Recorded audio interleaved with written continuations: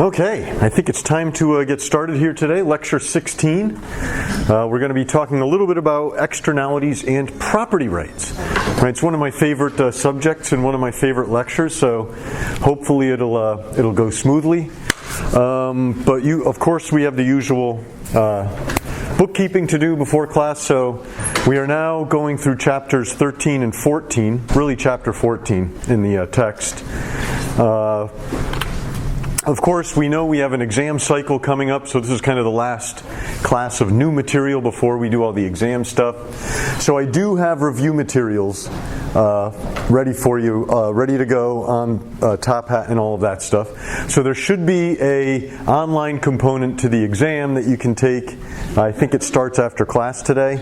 It should start sometime today and give you through Sunday night. There is also an in-class practice component on Gradescope. Right, if you want to get it there. It turns out I printed out a whole bunch of copies of the in-class component, but I forgot to bring them with me here. So if you want to get one of those, I think what I'll do is I'll bring them down and just leave them here, like for my next class, and you can come by and pick one up at any time. Maybe I'll even leave some outside there.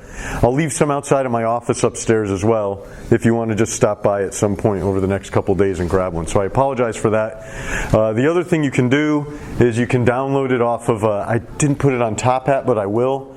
And you can also download it off the Gradescope site. So suffice it to say, review materials, you'll have the weekend to work through them. I think I gave you until 12 o'clock p.m. on Sunday to do the in-class component and upload it.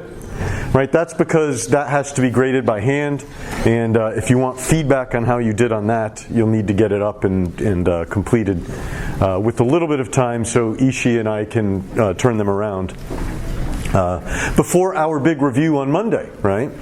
So that's what we'll be doing Monday. We'll be reviewing everything that's been said since the last exam. We'll be going over all the practice materials, and then we'll have our exam on Thursday the 7th, right? 1 week from today. Okay, so if you have any questions about any of that stuff, of course you can always email me. Oh yeah, and also I have the online component of the exam will be open until 12 o'clock a.m. I guess that would be Monday morning, Sunday night, right? The idea there is to give you the actual exam. You can do it all weekend, but I'm hoping I can still get everything graded and all that stuff before Monday. So I just have to put in the time to make sure the answer key is all in order and all that stuff. So, right, that's my hope, to turn everything around in between classes. Okay, well, we don't have lecture 17 because well, actually, I'll leave it up there. 17 will be that'll be our review lecture. So I think that about says it all, right? I think we're good there. So just to remind you about all of this stuff, there is the time limit, 32 questions. All of this stuff is going to faithfully be mimicked by the actual exam. So once again, just some reminders on how to take the practice exam and what it is, right?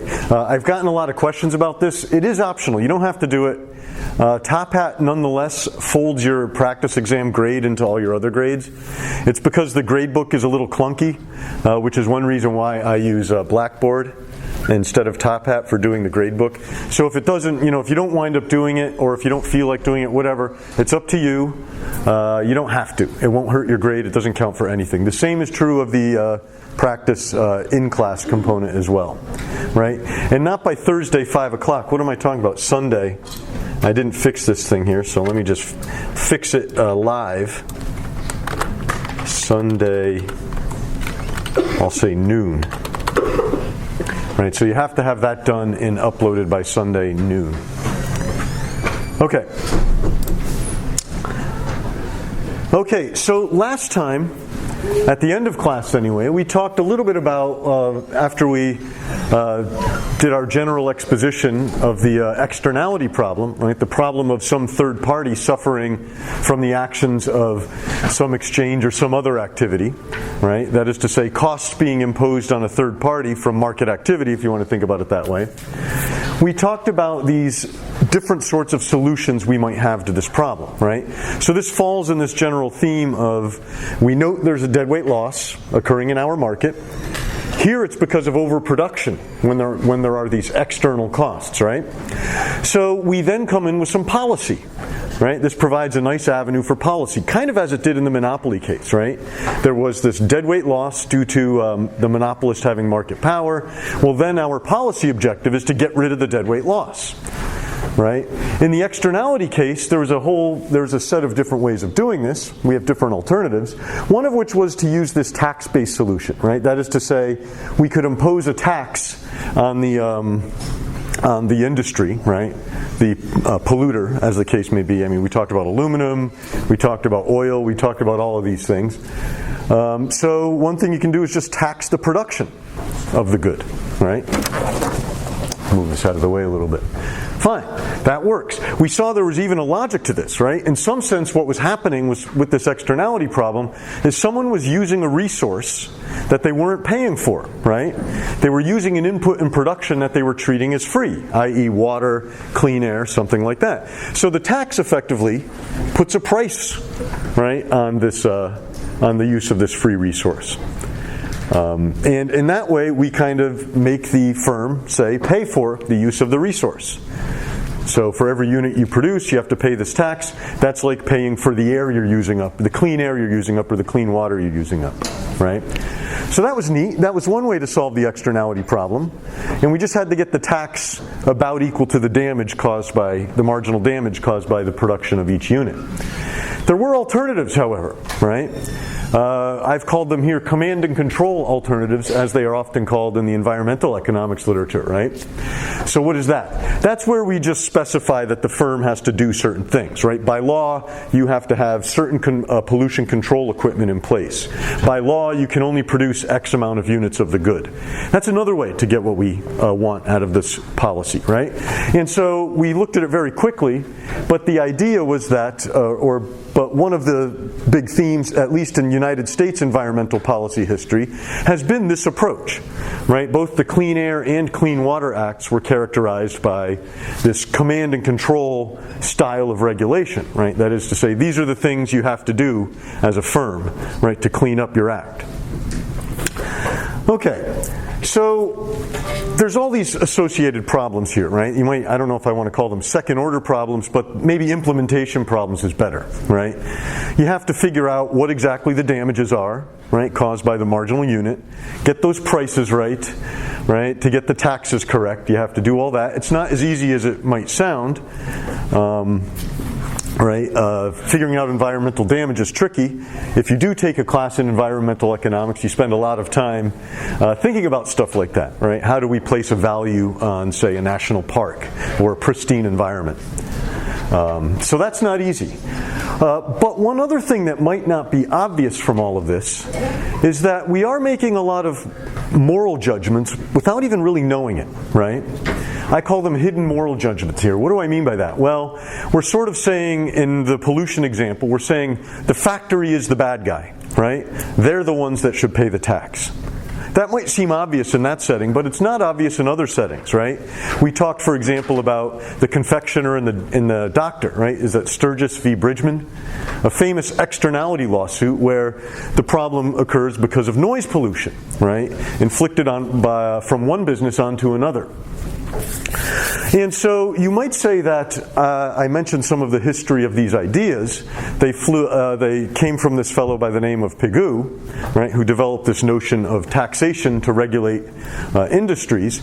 Well, shortly thereafter, in the 1930s, 40s, 50s, the Ronald Coase, Nobel Prize-winning economist, thought about this problem long and hard, and in a very provocative way, I will say, as you'll see today.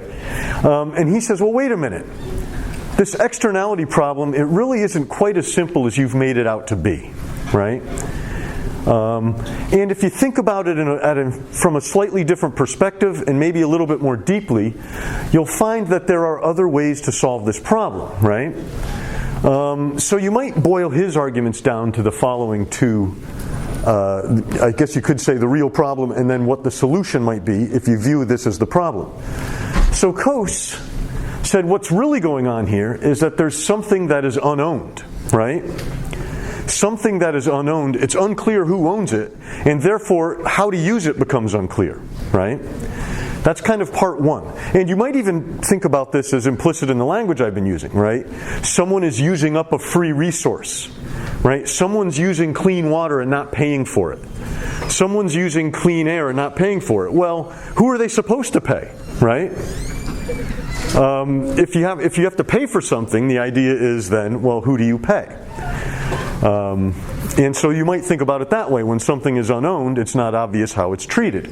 And so that kind of leads us to part two here, which would be that one thing we could do to solve these problems is establish ownership and allow people to buy and sell the ownership of this object, right? So that's why I say transferable right over who can do what is the key. Now, this takes when you think about the problem this way, it takes some surprising twists and turns. But what I'll do is I will start by showing you this famous paper by Coase. So, Ronald Coase won the Nobel Prize, and he wrote two papers that are seminal. And they both have the same character. So one thing that's great about this paper, it's called the problem of social cost, right?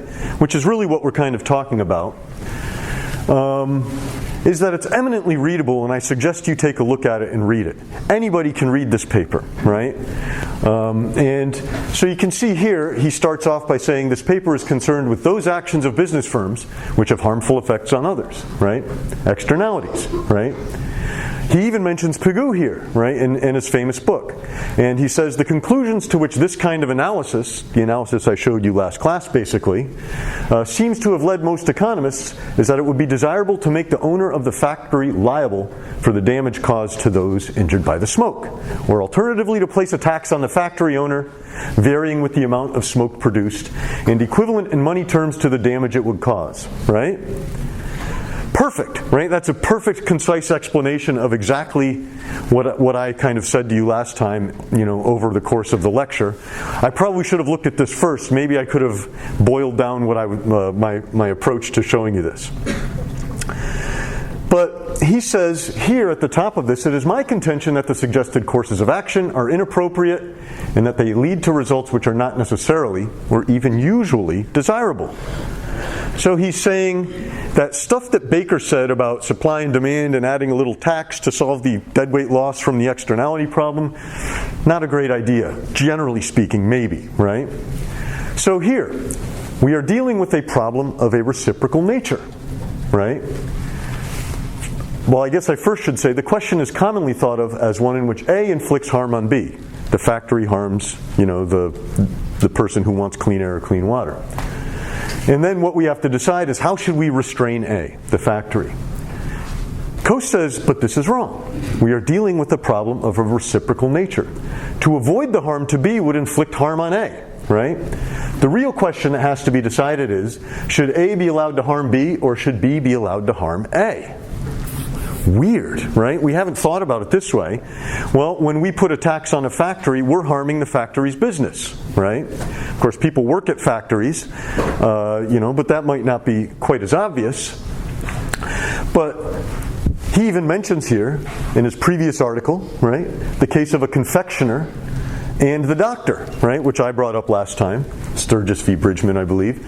And that's interesting because it's a little bit morally ambiguous. It's not obvious that the doctor or the confectioner should be the one to be put out of, right, to restrain their business.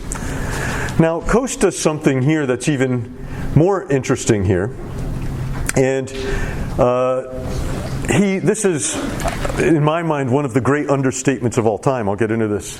You're going to think I'm crazy in a couple of minutes, but I'm going to get into this in some detail here. A good example, it's not just a good example, this is the very best possible example, an enduring example, of the problem under discussion is afforded by the case of straying cattle which destroy crops growing on neighboring land.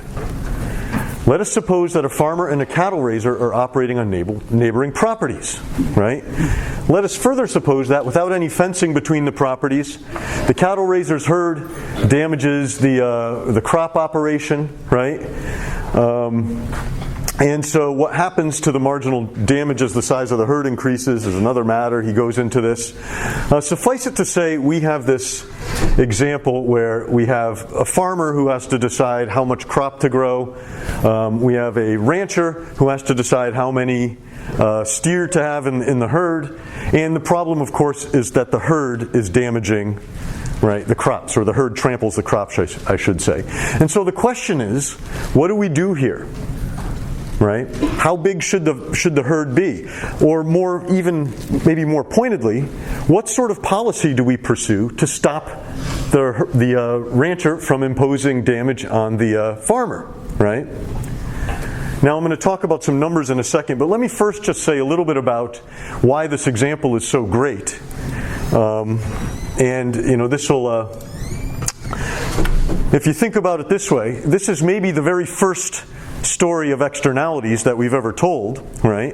It pops up in Genesis 4, right? For those of you who know the Old Testament, or it's actually a foundational story, I believe, in all three Abrahamic religions, right? So if you don't know what happens in Genesis 4, this is where Eve has her two sons, Cain and Abel, right? And so Cain, a farmer, right? Cain's a farmer. Abel is effectively a rancher, right? A keeper of sheep.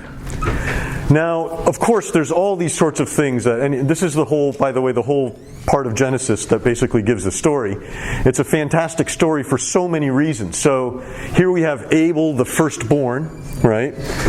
So this would mean, of course, that he inherited land. Primogeniture was the operative law there. He had the advantages, right? And then what happens? Well, they make offerings to the Lord, right? And the Lord liked Abel's offering, but not Cain's, right? And this really irritated Cain, right? And so what does Cain do? Famously, I guess, Cain goes out and, he winds up killing his brother Abel, right? And there's the famous, "Am I my brother's keeper," right? What have you done, the Lord says, right? So you might think about it this way. At one point, we were all hunter-gatherers, right? And at some point, we switched to a more sedentary, agricultural, herding-based way of life. And so, in some sense, the very first problem that you confront when you switch from hunting and gathering to this other form of, other mode of production, is problems like this, right? This idea that now we have to decide, we have people doing different things, ranchers and farmers, right?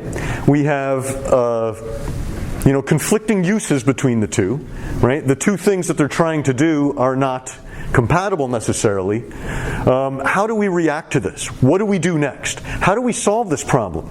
And in some sense, maybe what this, this is I'm not a biblical scholar, but maybe what this verse is telling us is that, you have to solve this problem in a constructive way. It's going to be the case that sometimes things go well for one and not the other, but you cannot react, right, the way Cain did here, right? What happens then is society comes apart. Right? So Coase is talking about farmers and ranchers. Well, the stakes are pretty high in figuring out how to solve these problems. And so for this reason, I would say it's not a good example. It's the example, right, of an externality problem. And I'll even say, I have more to say about this as we go through the class. So how do we go about doing this? Or what is Coase's proposed statement here? The way of thinking about it from the previous class might be, the rancher is damaging the farmer's crop, right? So the rancher should pay a tax to the farmer for every unit of cattle, right, that is out there. Something like that, right? Let's think about this a little bit, but let's think about it from a different perspective, and then think about this issue of ownership and property rights, right? And so as what we do as economists is we always say, let's think about the essence of the problem here. Let's maybe get a little example going. Indeed, in the Coase paper, it's genius. He has a very simple numerical example, more complex than mine, but it embodies the same ideas. You should look through it and think about it. But we might imagine that it kind of goes as follows here, right? So maybe a farmer is suffering damages of $100, right, from the rancher's activities. So this would be the lost profits due to, the occasional cattle trampling and all of that. And we'll suppose that the rancher can stop these damages at a cost of 80, right? So maybe you build a corral or you hire extra people to keep your cows, from trampling crops and stuff like that. Say it's $80. That would be, I have it here, building a corral. The farmer, meanwhile, can prevent damage at a cost of 50, right? By fencing in the property, right?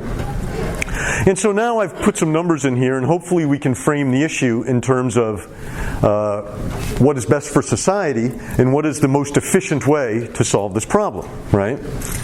So first of all, we have to ask this problem: should the damages be stopped, right?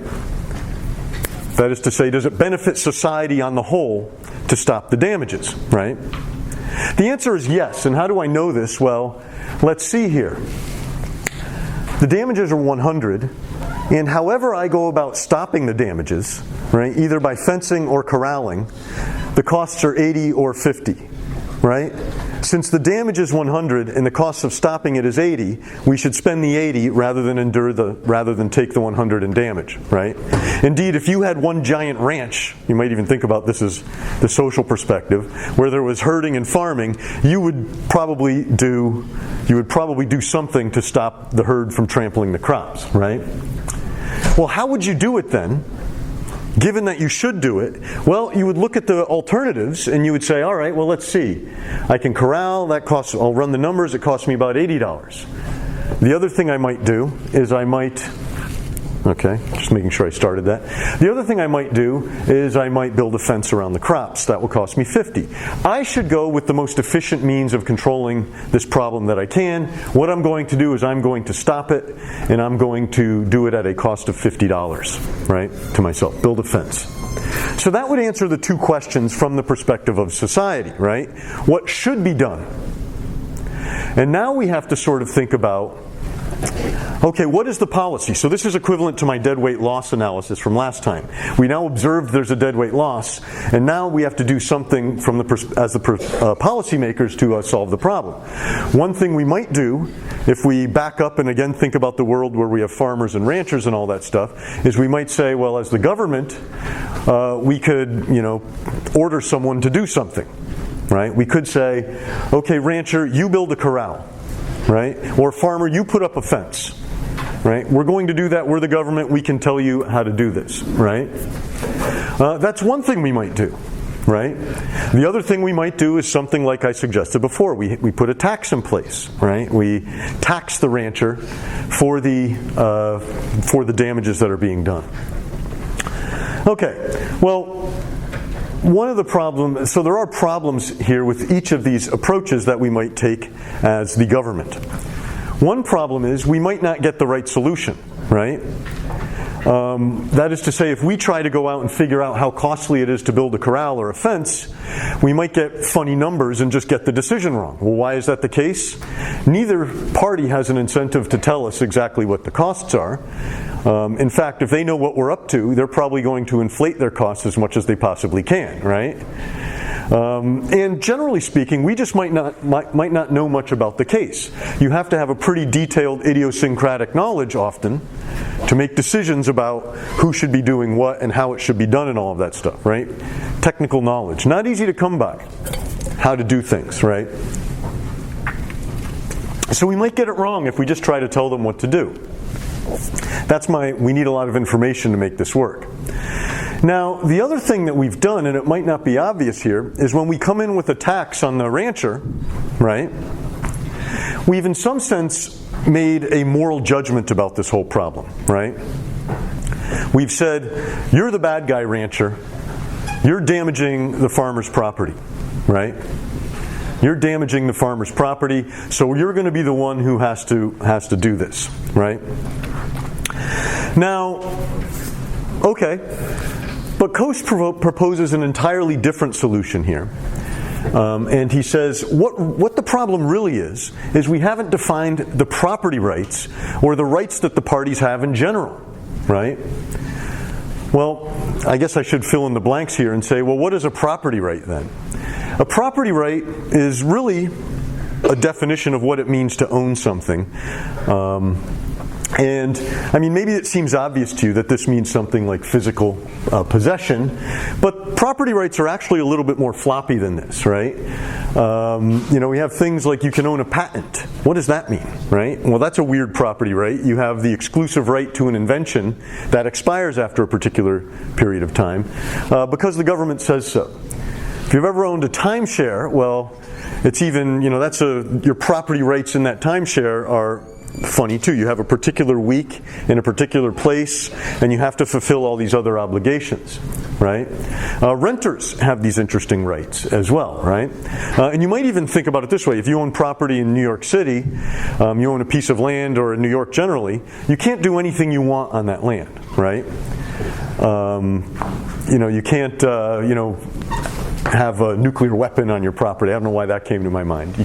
There's certain things you can't do with your land, right?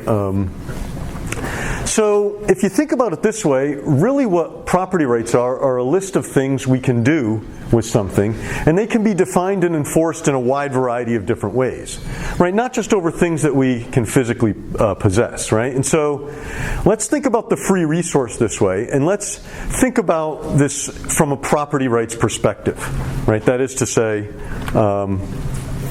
property rights. So, interestingly, there is some precedent for thinking about this whole problem in this way, and it comes from United States history, and you may be surprised to know that there is considerable amount of variation, or considerable variation across the country in how we deal with these grazing problems, right? That is to say, farmer and rancher problems. It's really fascinating how long this problem has been around and how it continues to be sort of an issue. In some states, right, you're not allowed to let your cows roam free and go wherever they want, right?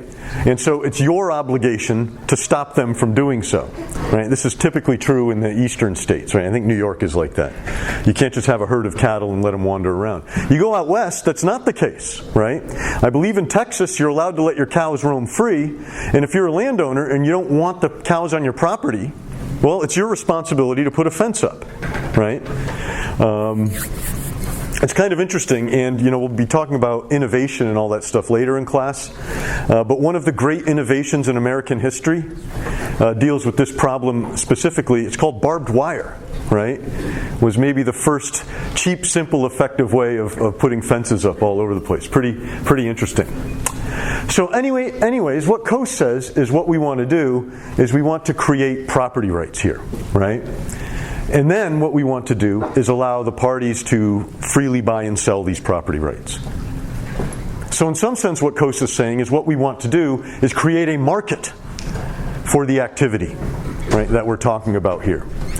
How do we create this market? Well, it turns out, shockingly maybe, that it doesn't matter. All it matters is that our property rights, is that we define some property rights where there are none. It doesn't matter who has them and how we go about doing this, just that we do them. Coase then says, if we define property rights well, who can do what? We allow exchange. And there are low bargaining costs, that's a big if. It turns out these externality problems will resolve themselves in a socially optimal way. I'm going to show you how this works in a second. And this, by the way, leads you to an entirely, as it has for many an economist, leads you to a new understanding of what exactly ownership and markets do for you. So let me put up my examples here, and I'll show you how it works in practice here. So we just need the two numbers, right? And this might get you to appreciate how this all works, and will lead us to some other interesting observations. So what do we say here? The rancher, the farmer, can stop the damages at... So the farmer's costs are here, right?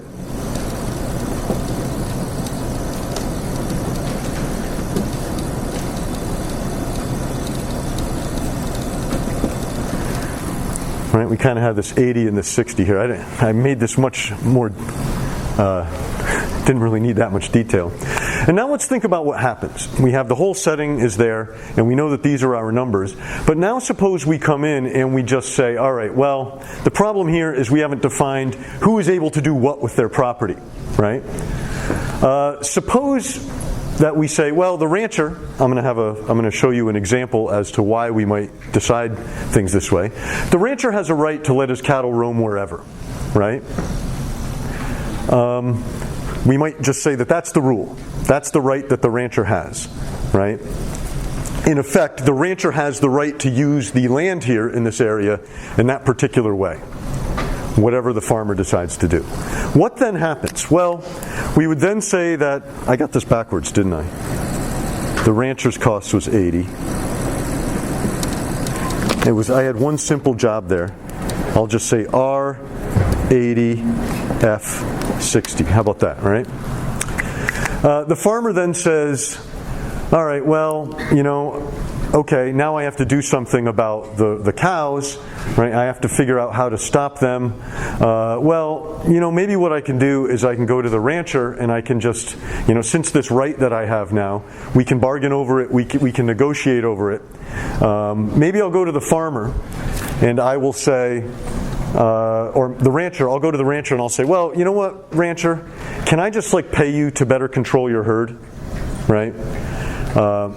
And the rancher says, I guess you could do that. How much are you going to pay me? And the farmer says, I don't know. How much do I have to pay you? The rancher would say, well, it'll cost me about $80 to do that, per my numbers here, right? So anything more than 80 would do the trick.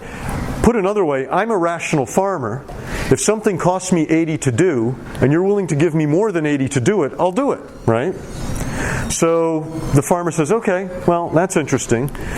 Goes back to the farm and says, well, let's see here, wait a minute.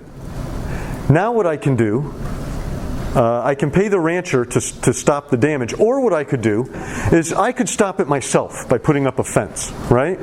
The rancher says I have to pay him 80 or more to do it. If I stop it myself, it'll cost me 60. So in this circumstance where the rancher has the property right, his cows are allowed to do what they will on the land, I don't really have much else to do. I can't negotiate anything with him. I'm going to just stop the pollution myself, or the damage myself, and build the corral. Okay, that's not surprising, right?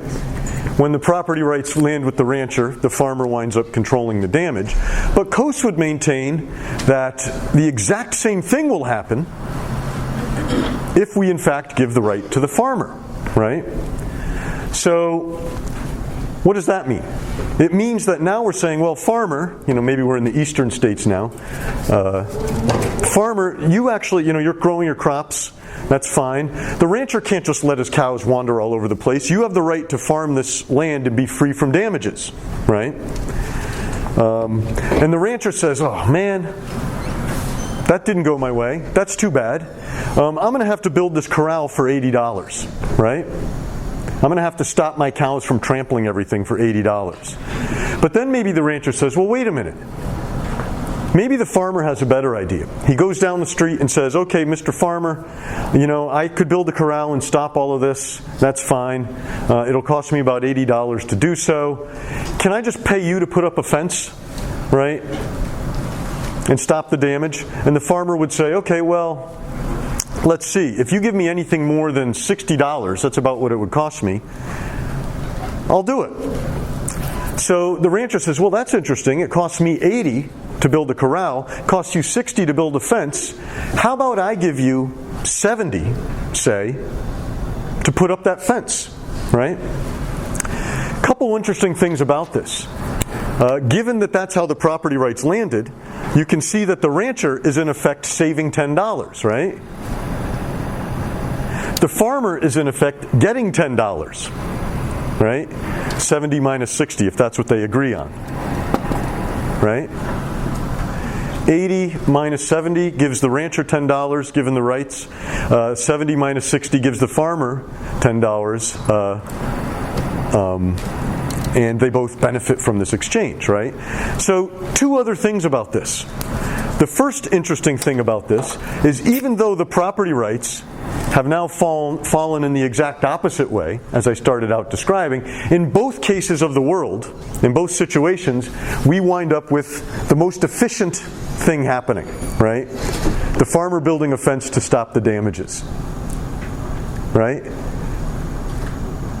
You see how that works, right? We've allowed this exchange of well-defined property rights to create the best possible outcome from the perspective of society, right?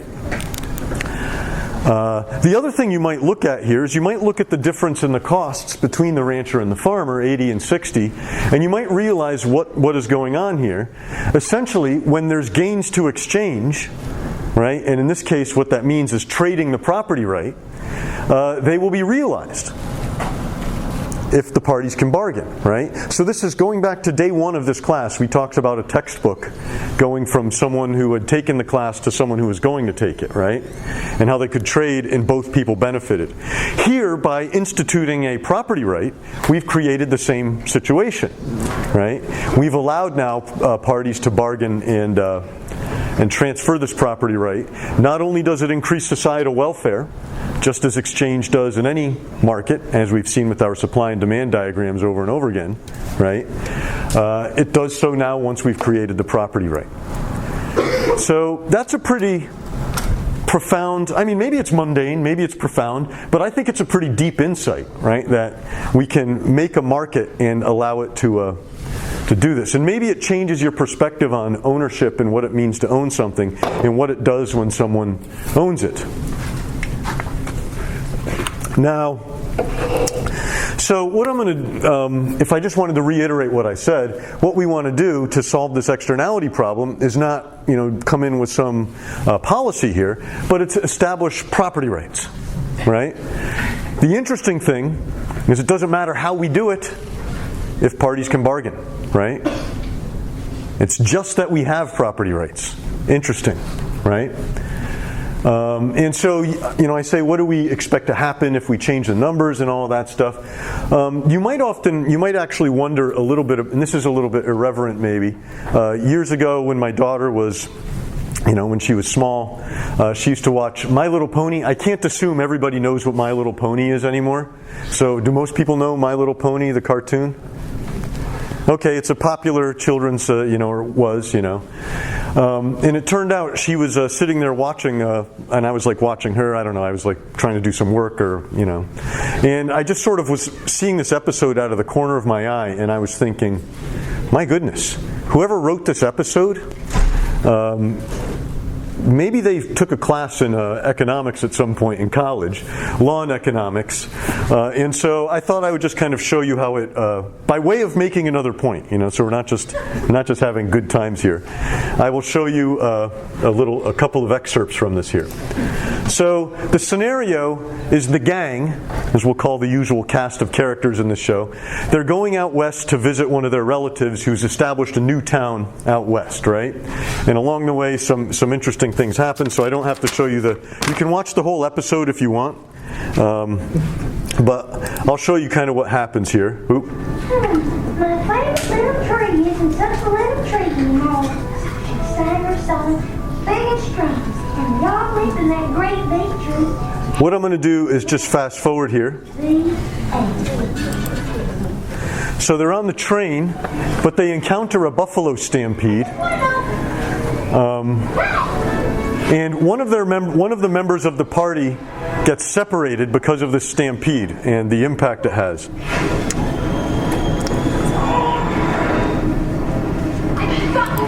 So here they get into town and they visit their cousin, and the following transpires. Mind your manners. Look, get here with your compadre. Shame on you. Brother, listen, something terrible's happened. Terrible was right. Your train is full 7 minutes late. That's 7 minutes less for you to delight in the pleasures and wonders of Formosa. Boggles the mind. We separate ponies built all this in just the past year, don't it? And as you can see, we have all the finest comforts, like horse-drawn carriages. Okay, you go now. Just which? And those there are horse-drawn carriages.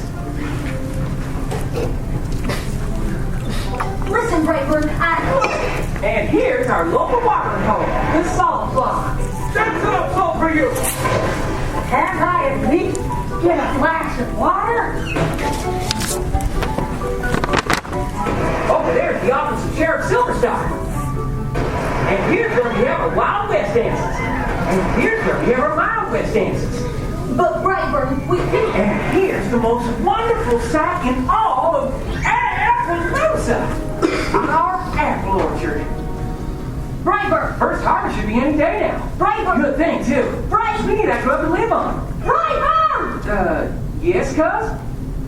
You have a very nice town and all, but we have a huge problem. Some of our friends are missing.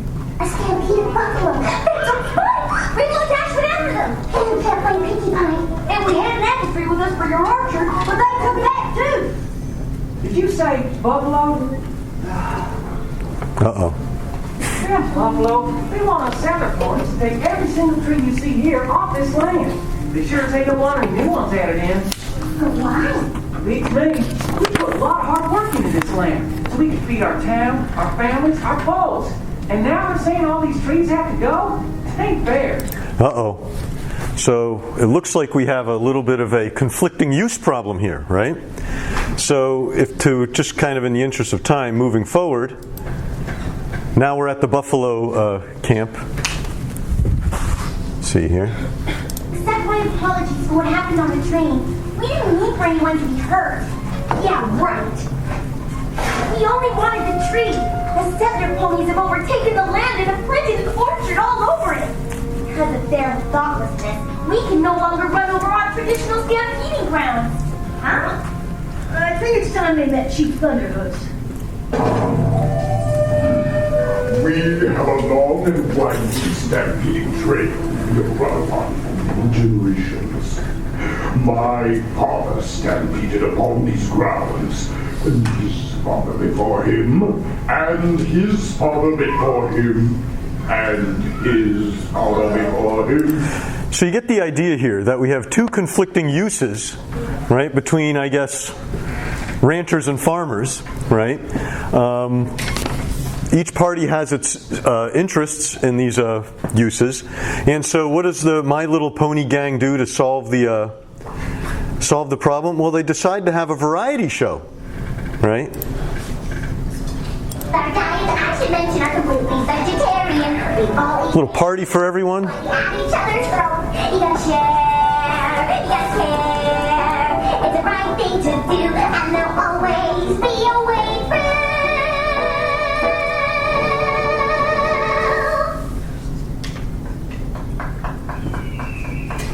All right, Cookie Boy, that was fantastic. What a great song. You're right on.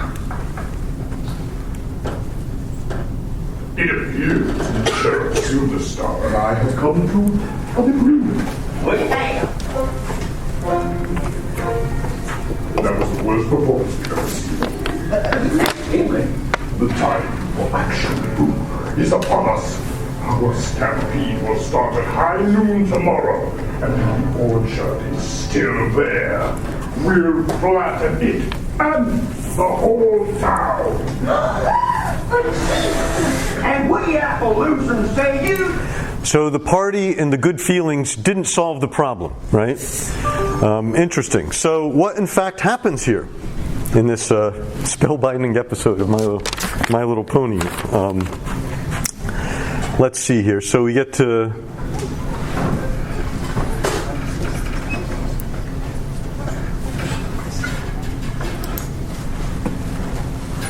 Now we're kind of in the territory where there's a full battle over everything.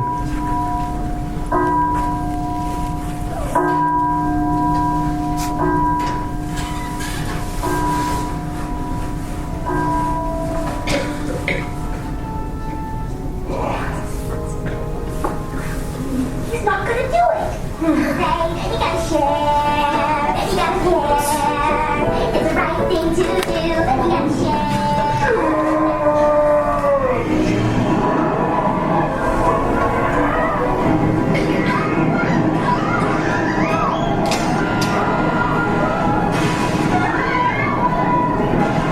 Ready?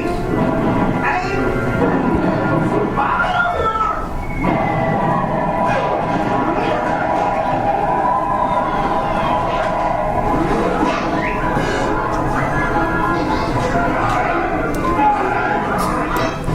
So there's a big battle, and the chief gets hit with a pie. Hey,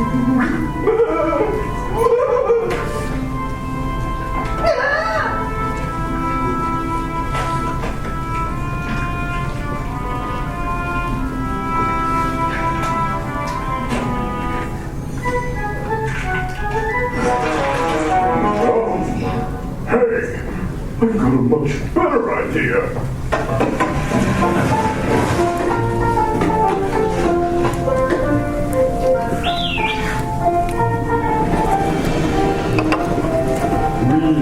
We will allow the apple orchard to stay in exchange for a share of its fruit. Most delicious apple pies.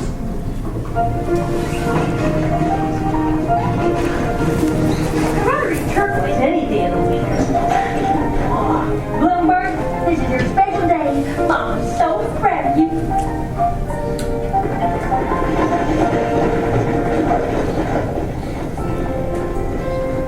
Dear Princess Celestia, friendship is a wondrously powerful thing.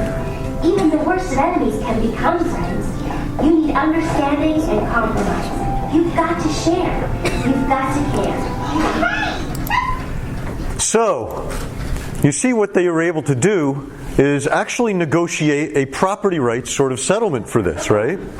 The two conflicting uses figured out that they could, say, well, you have the right to grow the apples on the land, but you have to pay us some compensation to do so, and then everybody wins, right?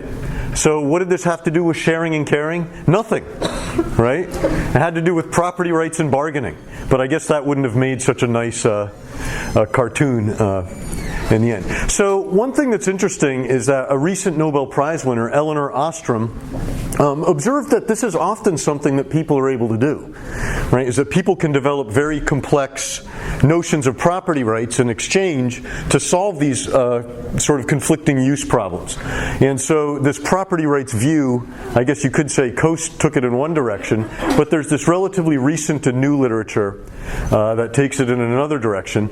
And so I think about this a lot. I'm working on a couple of projects that involve property rights in less developed countries, land rights and all that stuff. And so I think about these sorts of things a lot. Like in particular, how complex a lot of the ways that people have set up ownership actually are. Okay. Well, we can actually take this towards in a policy direction by just once again starting with this assumption that people are rational, but keeping in the back of our mind this idea that markets and ownership, if we establish them in a particular sort of way, might actually help us solve our problem. So just to show you how this might work, let's think about this setting here. Once again, as simple as possible. Well, suppose we have a firm facing a tax or some sort of fine for engaging in an activity. What I have in mind here is pollution, right? So, a firm is using up clean water, polluting the air, smog, whatever. And so they're just doing it or not, just to keep it simple. What we might do as policymakers is say, well, if you do this, there's going to be a fine. You're going to have to pay the fine, right? Now, what a rational firm will do is they'll look at the fine and they'll look at the activity, which they could presumably stop if they wanted to, right? Of course, doing so might be costly, right? If you're preventing pollution, that means that you might have to install some equipment, some scrubbers in your smokestacks. You might have to change the way you do production, right? It might be costly. So what a firm should do is compare the costs of stopping the activity with the fine they have to pay if they don't. Right? So in effect what we've done is put a price on engaging in the activity, or alternatively we've put a price on not engaging in the activity, right?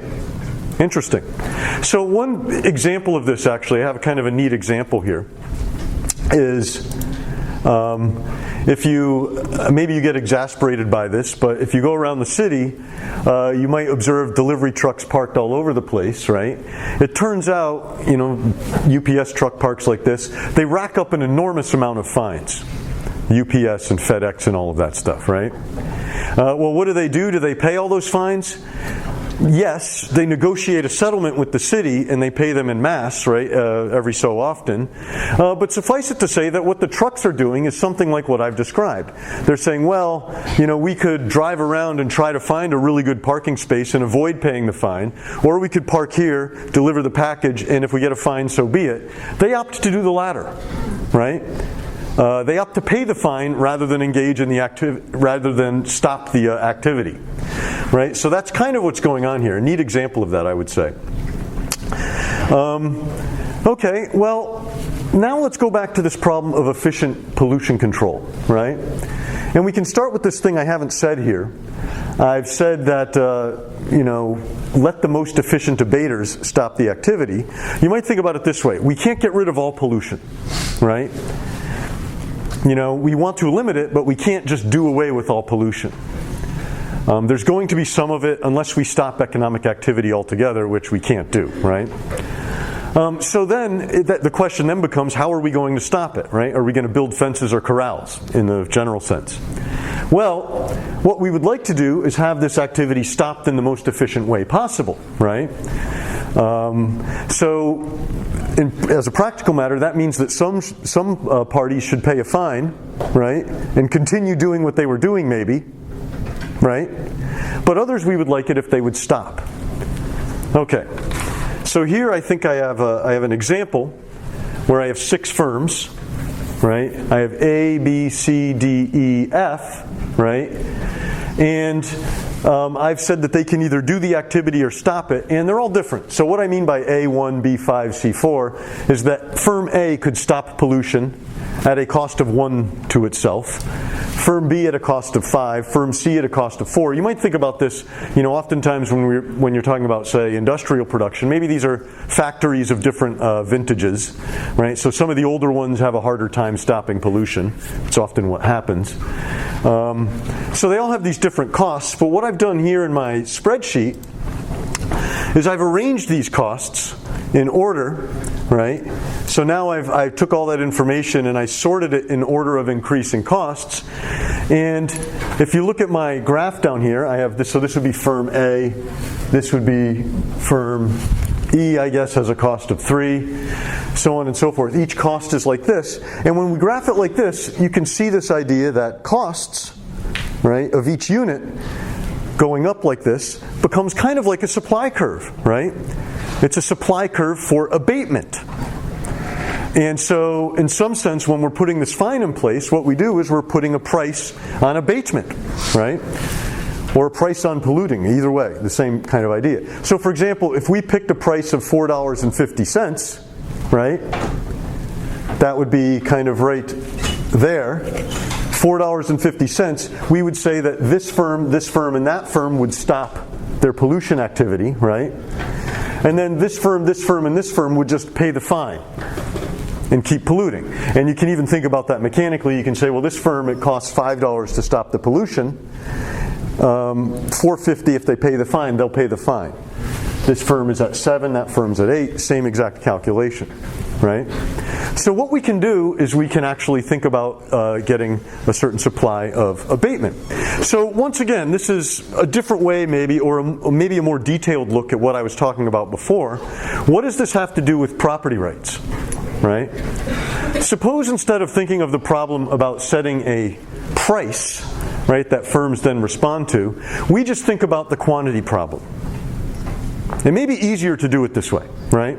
Instead of saying, well, we want to set the price of pollution at $4.50, say, what we instead want to do is we want to get a certain amount of pollution reduction. We want to reduce pollution by, here if all firms are just business as usual, we get 6 units of pollution. Maybe we want to have half the pollution. We want to reduce pollution by 3 units, right? I think you can see that one way of doing that is if we, instead of had the price of polluting at 0, we'd have 6 units. We could raise it to 4.5. These three firms would stop. These 3 firms would continue, and we would get a reduction in pollution of 3 units, right? Well, we might alternatively, right, instead of trying to get that price exactly right, we might instead want to just sell permits.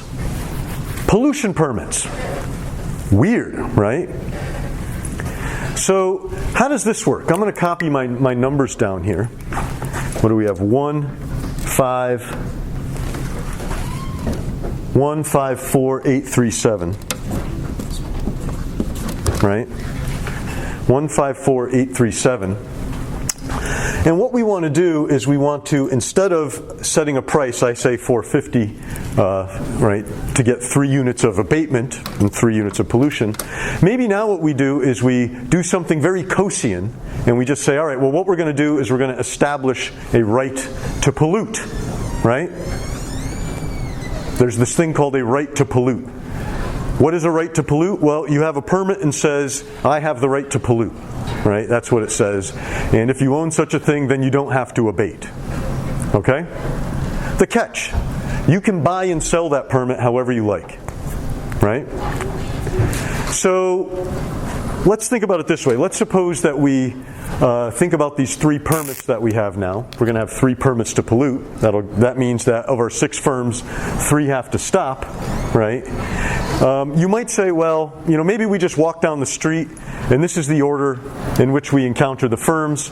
So maybe we give these 3 firms the 3 permits, right? Right?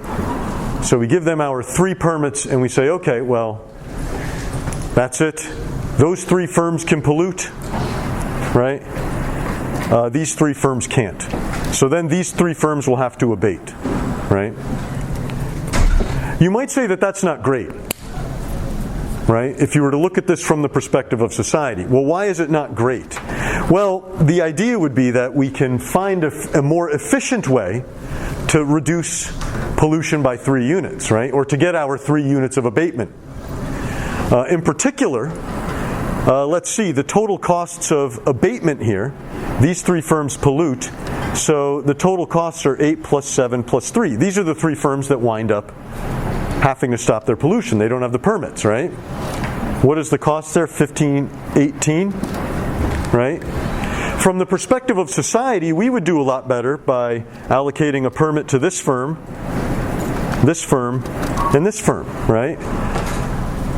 I'm sorry, not allocating a permit, but we would want to have these 3 firms do the abatement, right? So we want these 3 firms to not have permits, and these 3 firms to have the permits, right? The most inefficient polluters or stoppers of pollution should have the permits. And this, of course, would produce a total cost of stopping the pollution as 1 plus 3, 8. Thank you. So we're giving up quite a bit by our permit allocation. Coase would say, well, Baker, even though you just walked out the door and threw your permits to the first 3 firms you saw, I'm pretty sure the efficient thing will happen, right? Why is that the case? Well, the inefficient firms can buy the permits from the efficient ones, right? So, for example, this firm here could buy a permit from this firm here, right? Any price between 1 and 7 would do the job. How about halfway between, which is 4.5, right? So 7 and 1, let's see. I can stop the pollution at a cost of 1 to myself, and you're going to pay me $4.50 for a permit? I make $3.50. I'll do it. Meanwhile, this firm says, it costs me $7 to stop a... Is that right in between? It doesn't... It's not, right?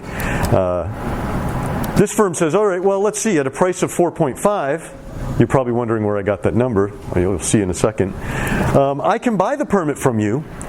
Instead of stopping abatement, which costs me 7, I can pay 4.5. In some sense, I'm gaining $2.5 by buying this permit. So maybe this permit goes to this firm. Or I'm sorry, this permit goes from this firm to this firm. Well, what about, firm number 4 here has a permit, and maybe this firm says, okay, well, let's see, I see that firm just down the road from us. It costs, it's an older firm, and maybe I'll go down there and say, tough luck. I see that you didn't get a permit to pollute, so you're going to have to stop. Maybe I can sell you my permit. And the firm says, well, I just saw, one permit sell for $4.50. How about I buy the permit off of you for $4.50? And so this firm says, Okay, let's see, 4.5, 450. I get 50 cents out of that. I have to stop pollution, but I get $4.50. Right? One costs me $4, I get an extra 50 cents. Meanwhile, this firm says, well, let's see, $8 instead of $4.50, paying for the permit instead of stopping the pollution. I'll do that too, right? So in essence, what happens is the permits flow from these cheap polluters, right, to these expensive stoppers of pollution, right? And so in the end, I think you can see what would happen is that every firm, I've picked this 4.5 here, every firm that has a cost greater than that will buy a permit, right? Every firm that has a cost less than that will sell a permit, if they have one. And in the end, we wind up with the 3 most efficient abaters, stoppers of pollution, stopping the pollution, and the 3 least efficient stoppers of pollution owning the permits, right? Of course, where did I get this 4.5 from? I picked it off my diagram right here, right? I saw that 4.5 here will divide the polluters, the inefficient from the efficient in such a way that the most efficient will wind up with the permit. That is to say, supply and demand will equal, and we'll get the most efficient pollution cessation that we can. So that's kind of an interesting outcome, right? And notice what we've done is we've basically put a market in place where there wasn't one before by establishing ownership of this right. Very much like the rancher and the farmer example, right? And so I'll let you kind of ponder that. It's kind of a deep idea. This is one of the great theoretical successes, I would say, in the history of economics, in that economists sort of envisioned this idea and made it into policy, and this is the basis for our modern policies such as abatement permits, right? The sale of permits to engage in pollution and all of that stuff. So we used these permit-based policies to tackle a couple of issues, one of which was there used to be lead in gasoline, but that was pretty bad for the environment. But it was also useful in refining. It made things easier. I believe that's how it worked. And so what happened was we gradually got rid of lead in gasoline by issuing these sorts of permits, which expired over time, and selling them and all of that stuff. So that was one thing, and I remember this vividly because when I started driving, they still sold leaded and unleaded gasoline. And then one day it was just kind of gone, right? You know, oh, what happened to leaded gasoline? We don't have that anymore. Oh, I don't know. I don't care. I'm a teenager, you know. So it was amazing how seamless this was. We solved the problem of acid rain in much the same way, right? By selling permits, effluent permits, if you want, to get rid of the SO2, the sulfur dioxide in the atmosphere. And that was this big issue in the 80s. And then it just kind of, you know, in my, you know, tunnel vision, in my young person tunnel vision, I didn't understand quite what happened, but the problem just went away, right? So one other thing that's interesting about this is it raises a rather interesting possibility. And this article is about environmentalists and why they don't buy exactly what they want, right? So it's something like this. I just put this up to be a little provocative about this. Unlike a lot of policies, when you put them in place that have unintended consequences that are not good, it turns out, more on that in a second, it turns out when we put these permit policies in place, there are unintended consequences that we think are good, right? So there's nothing stopping an environmental organization, say, from buying permits to pollute, right? What do they do when they do this? They don't use them. Nobody uses them, right? You go out there, you buy a permit, you just hold it. And that means you've reduced pollution directly by the amount for the permit, right? And economists would say, hey, that's great. What's happening is this environmental agency is signaling, right, that it values the pollution cessation more than some firm out there values the right to pollute, right? So that's great. I actually remember this in this little part of the country that I grew up in. There was, it was very small, rural, but it was getting more suburban. And so there were a lot of kind of environmental sorts of conflicts, one of which was over trapping, right? Beaver trapping, which, is, maybe not the kindest thing to do. I don't know about the particulars there. Suffice it to say that an environmentalist wouldn't have a good view of trapping beavers, right? Cruel, maybe. So what happened was, in the local area there, all the permits, right, all the trapping permits were bought up by environmental organizations. So no one effectively could engage in any trapping, right? And of course, this is a great example of, an agency saying, well, we understand you want to trap. We understand we don't want you to trap. Who values it more, right? From the perspective of society, that's how you'd like to resolve this conflicting use. And so you would say, when one party buys the permits and the other does not, well, there's your answer. So I was thinking about this, and I just had this conversation with a friend over lunch many years ago about congestion pricing, and I was saying, well, a market permits approach might be a better way to blah blah blah, and they're like, yeah, typical economists, how's that going to work?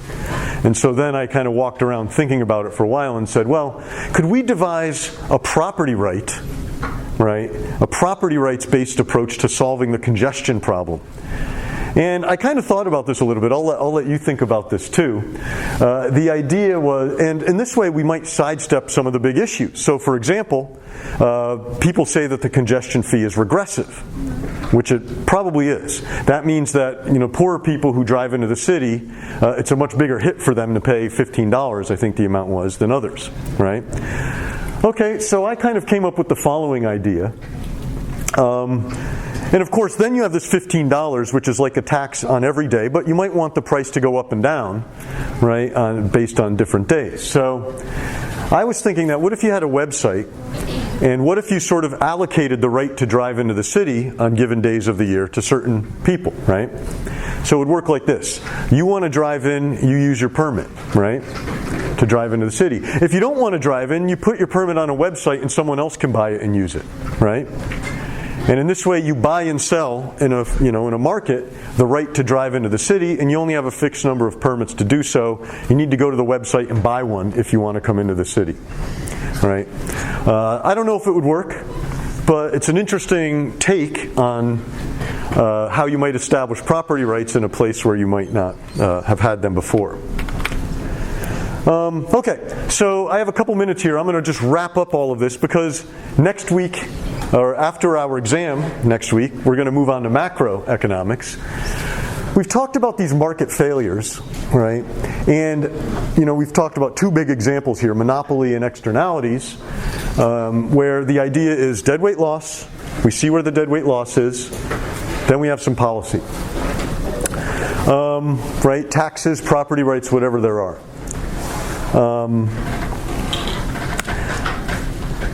I might even go further and say that there are some overarching themes here that we are trying to do. One of which is we're sort of looking firmly at this idea that oftentimes by having a policy, we involve a whole bunch of things that we didn't intend to have happen, right? So for example, we have a minimum wage. Well, now we have to figure out who is going to get the good jobs, right? We have to ration. And rationing is often uncomfortable. It can involve all sorts of things. Sexism, racism, nepotism, all of these things. Same is true of rent control and fiddling with that market. So what we try to do is we try to think about what the objectives of the policy are and then accomplish them by some other means. One of the nice things about these market-based solutions is that we now allow people who have the information to make the decisions, right? If you're a firm, for example, and you're looking at our pollution control policy, you say, well, let's see. I know how much it costs me to stop pollution. I know what I'm paying in the fine or what I need to do to buy a permit, right, what the price is. I can make a decision there. We're not making it for them, right? And this kind of acknowledges that hard problems aren't simple to solve, and complex solutions, well, they're complex, right? They don't take into account all of the dynamics and things that change on the ground. So one thing we want to do is we want to allow people who have the information to make the decisions. So markets, I would say, are generally very solid right, in doing exactly that, right? Letting independent people make rational decisions winds up in efficient allocations. And we might even be able to make them work for us, as we hopefully talked about today. So another aspect to this, and I haven't mentioned it at all, and this is something I've become more aware of as I get older, is that oftentimes you sort of forget that when you make a rule, someone has to enforce it. Right? So you might say, well, we don't think this is good market activity. We're going to make a rule that you can't do this. Now there has to be enforcement, right? I thought about this when I got pulled over for using my phone while driving some years ago. And I was initially very pissed off at the police officer. Right? But then I went and looked at the statute, right? And I was like, well, I mean, he has to sort of on the fly decide if I'm using my phone correctly. Somebody thought about this and wrote the law, and it took them half an hour. And now we have this police officer and me arguing about the complexities of what it means to use a phone while you're driving. I mean, that's kind of a strange example. But one thing that this one situation in which this kind of struck me was, years ago in the controversy surrounding Eric Garner's death. Tragic, right?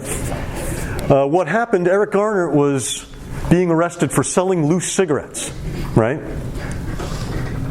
Selling loose cigarettes. And so you might ask yourself, okay, well, what happened was not great. It was awful.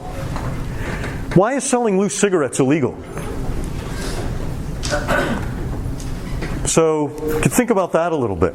That the unintended consequences, I mean, maybe there might be some reason why. Maybe cigarette companies prefer to sell packs. I think that's the case. Maybe it's easier to keep them out of the hands of kids. But when you restrict the sale of loose cigarettes, somebody has to enforce that. And the consequences can be not good. And here's another example where, you might say that selling churros should be, well, we don't want that for some reason. Well, somebody has to now enforce the rule if you sort of disallow this market activity to happen. So I'm not saying that everything should be allowed. I'm just saying you have to think about these things.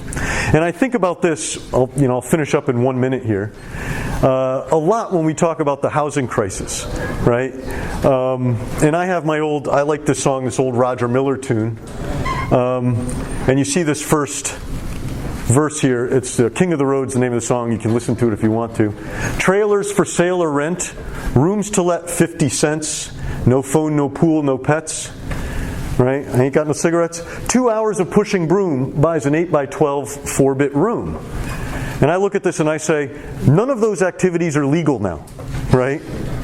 You can't work for 2 hours pushing a broom cleaning up something, right? That violates employment laws. You can't rent a room for 50 cents for the day that doesn't have a bathroom and all of that stuff, right? And I wonder about this. I recently saw this article in Slate. I'm running out of time, so I'll let you look at it. And it was basically about, well, why don't we allow dormitories in the city, right, to solve the housing crisis? Well, it turns out we used to kind of have something like that, but we outlawed it. So this is kind of maybe an example, maybe a provocative example, but an example nonetheless. Around 25, 30 years ago, we outlawed flop houses in New York City. Now, what was a flop house? It was basically a place where you could go get a room, or not a room, you would get like a cubicle, a cot, common bathroom, a locker with a lock on it.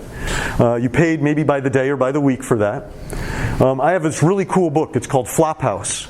It's a sociological study of all these folks who lived in these flop houses. And it's about what you would expect. People who are somewhat disorganized, maybe with mental problems, substance abuse. They can't sign an apartment lease, right? They're not that organized, but they can get together $5 to pay for a room and live in this, in these buildings. So all of these things were outlawed. I think around 2000 was the last, in the 90s. And so as thinkers about counterfactuals, you could say, oh, well, that's great. Nobody should live like that. What happens to those people, though? Where do you think they are now? Well, in all likelihood, they're on the streets, they're homeless, right? So in that sense, it's kind of an interesting and provocative example to think about. Anyways, thank you for bearing with me. We will start up our exam stuff next time, and I will see you then.